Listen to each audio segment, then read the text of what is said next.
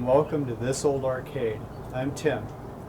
Today we've got another little cabinet that we picked up. It's not working. We're going to try to figure out what's going on with it and get this one going here. It's a Gauntlet Legends. It's the Dark Legacy by Midway. Originally this cabinet was the Atari Gauntlet Legends. Cabinet's in beautiful shape. It's got all the 48-way joysticks. It's got a D9200 monitor in it. So let's take a look around back and see what's going on. All right, so we're in the back of our Gauntlet Dark Legacy cabinet here. Let me give you a little tour here. This is the it's the Vegas 777 board set here. This board here is your audio and I/O. It's got the JAMA connector. You've got your CPU board, which plugs in to both of these boards here. This back board is your monitor card. This has the option to do VGA into your CPU, then it decodes it to JAMA to run your RGB here to your monitor. You also have the option to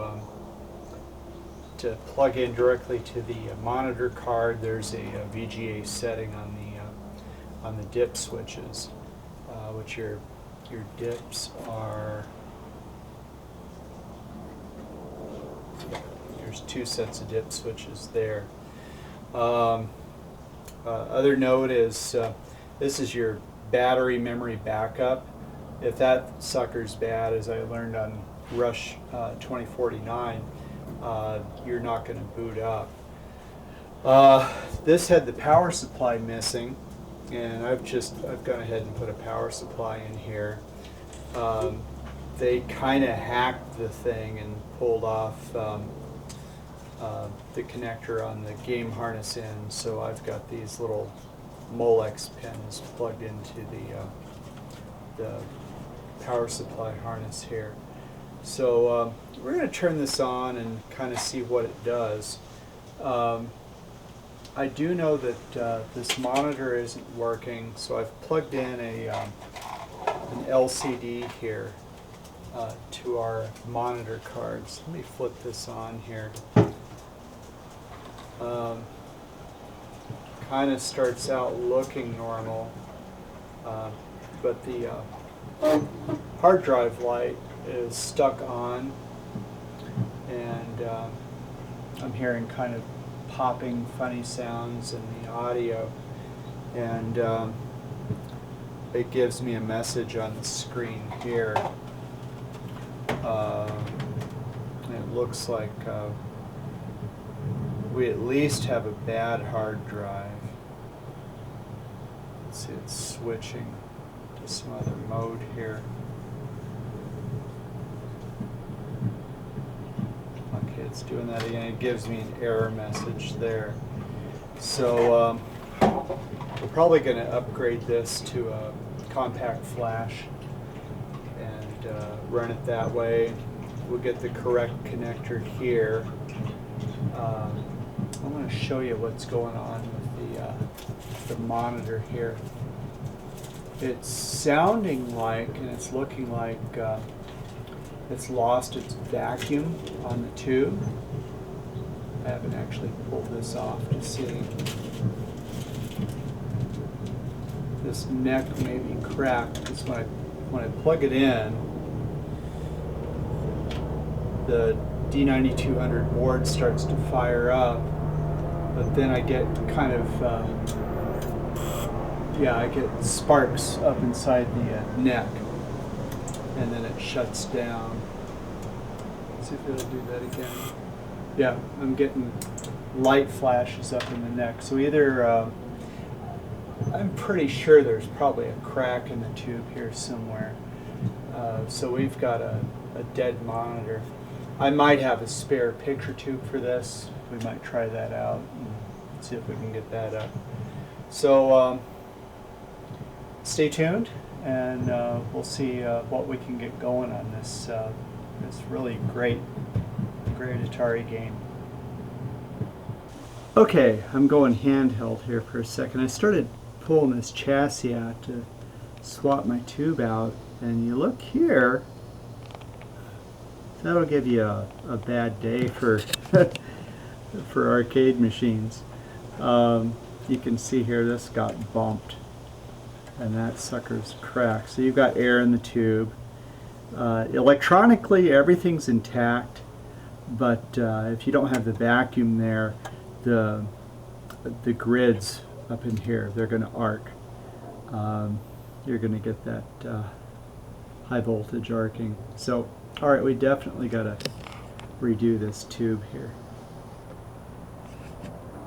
Alright, so we're going to kind of try to shotgun this and swap this tube out. I know I've got a good tube for the D9200 that I've tested on my picture tube rejuvenator. So we're just going to swap that out. I don't know if the monitor chassis is any good inside here. So we're going to swap chassis and test that out. So bear with me while I carefully swap this here. Bezel, the glass plate, and then it's pretty easy. There's four, I think there's 7/16 bolts.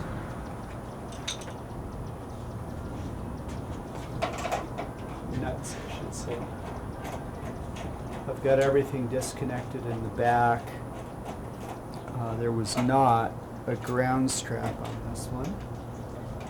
So it's just the AC power and the RGB connector.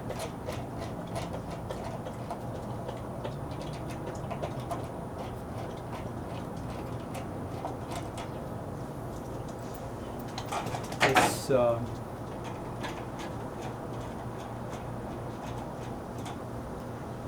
pretty easy to do, except it's 27 inch and they're quite heavy.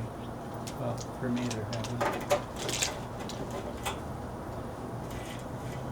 His nuts aren't tight, so I kind of get the feeling that this isn't the original monitor, or somebody pulled it out at some point.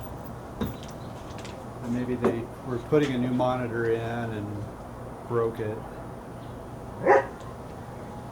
Let's see if I can get this.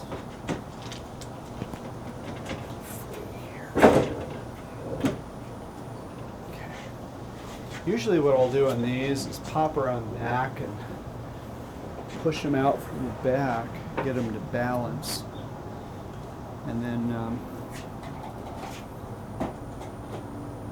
remove them from the front.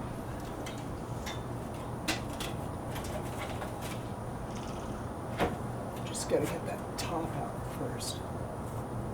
There we go.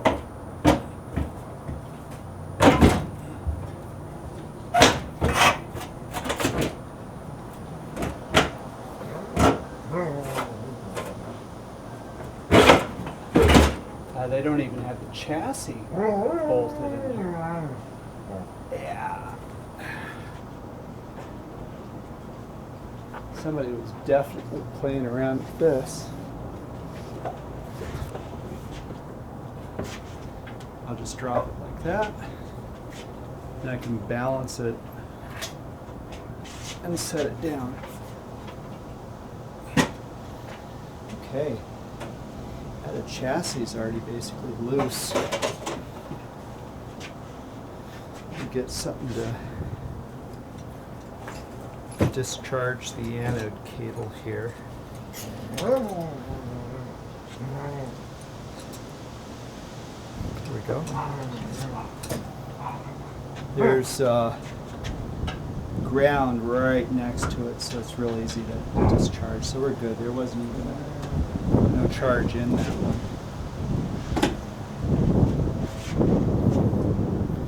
It's always good to have a healthy fear of that electric charge. When I've gotten shocked, it's usually when it's not turned on, and I'll get a little zap. And what hurts is not the actual shock, it's when I jump or move my hand away and hit something else. That's the only time I've ever been hurt. Okay, so I'm pulling out this chassis here, the bad tube, which we'll just scrap. And then I'll put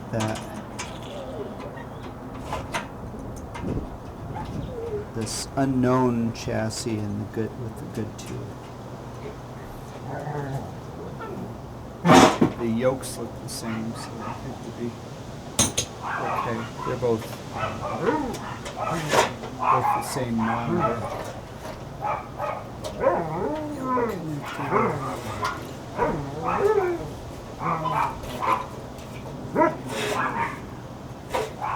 Degauser, and then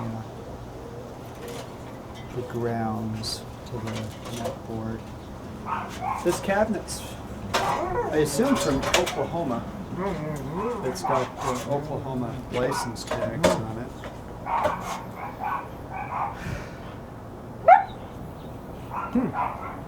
Atlas Electronics nationwide service.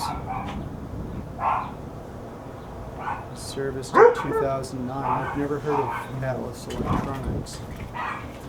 Oh, that's not a good sign. Shoot. It's a loose capacitor. Several loose caps in the power supply section. I'll have to pull this off and dust it out and reattach those. Let's go ahead and get the new tube in here.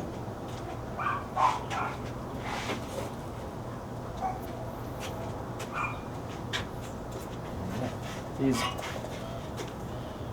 D9200s are usually a real bear to work on, so I'll send them off to P&L Video Games in California. They've got a $59 flat rate repair charge, which is kind of worth my time not messing with it. Because you've got, I don't know, 70 capacitors if you're going to recap it. There's all sorts of issues with these. When they're working, it's a beautiful display. I like them. But when they're broken, they're no fun. Alright, so going back in, it's really the reverse process. Put the monitor up on the control panel. Cable's out of the way.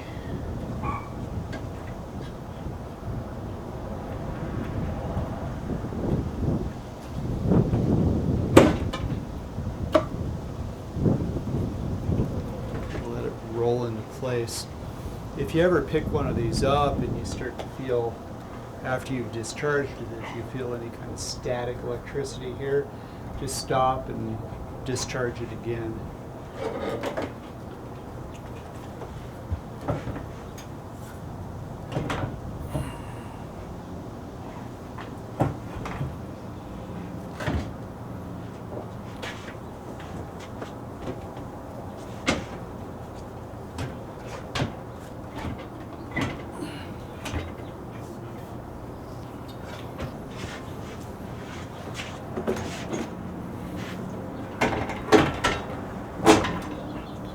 Go.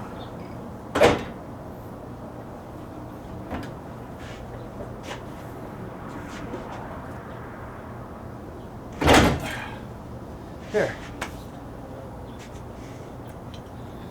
Get these nuts back on. Just kind of hold it in place. Then I'll go take care of those caps on the monitor board and we'll try it out.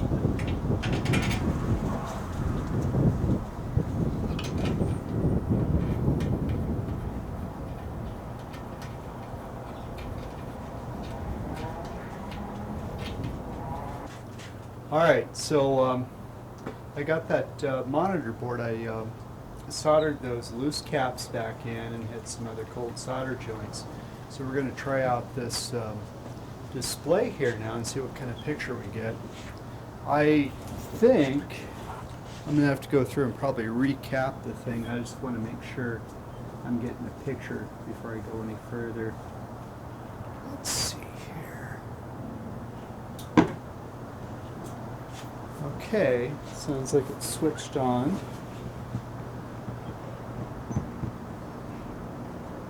Oh, we've got a raster. It's got something rolled up here. Oh, it looks like it's a bad hard drive.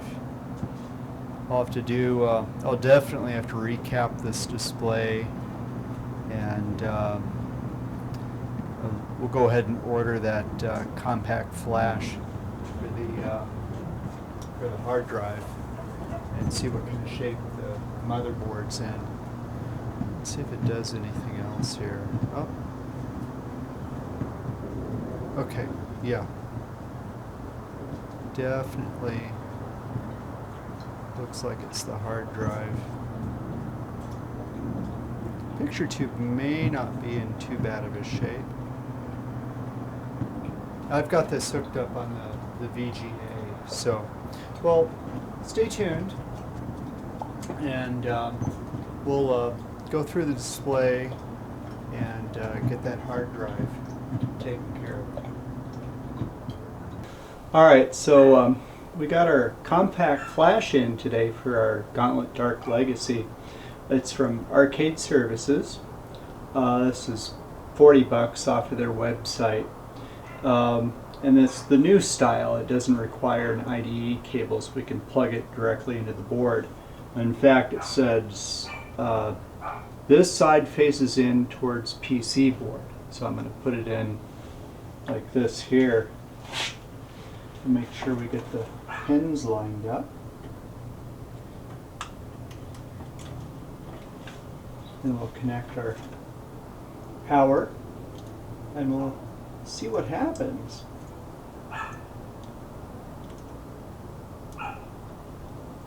This thing's lined up. I did notice that on the I/O audio board here, there's a component that's burned. And when I do connect -5, it kicks off the power supply. So there's something shorted in the audio section here. I've got the speaker disconnected right now. It'll probably make a lot of noise when I connect it. So let's switch it on and see what happens.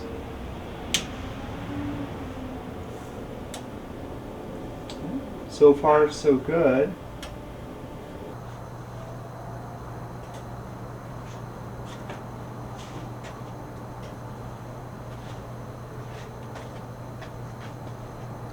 All right, let's take a look here.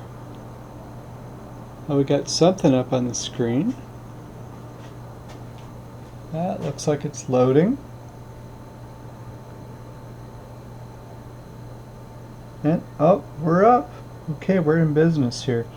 I'm going to plug the speakers in real quick and see what kind of mess the sound sounds like.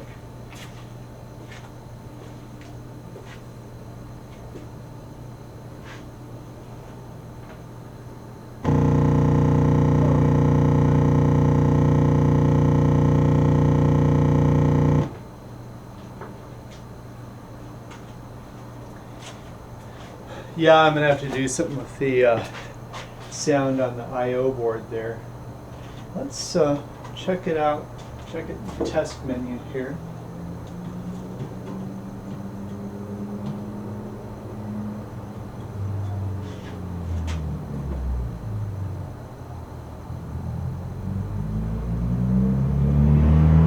make sure all the buttons and controls are working here.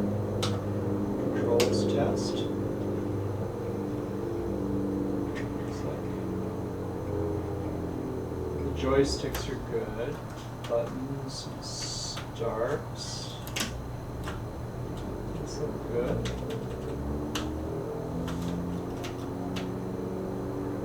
Okay, alright, let's go to exit to game. Try a game out here.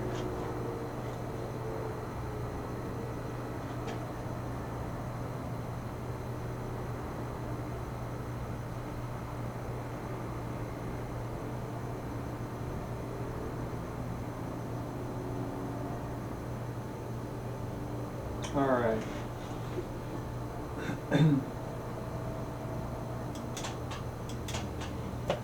Set on 50 cents. I probably have to replace the battery in it.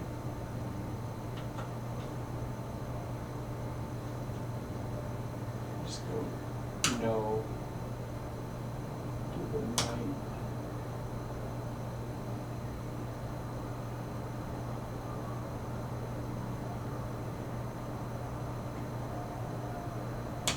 Okay.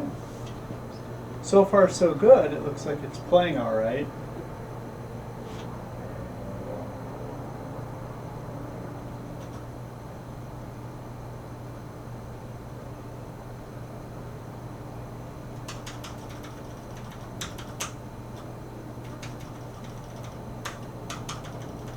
Yeah. All right. This all looks good. What a fun game. Alright, so I wanted to show you real quick this area in the center of the screen here. That's where I'm seeing that burned component there on the I/O audio board. Next episode we'll deal with getting this audio board up and working, or possibly replacing it.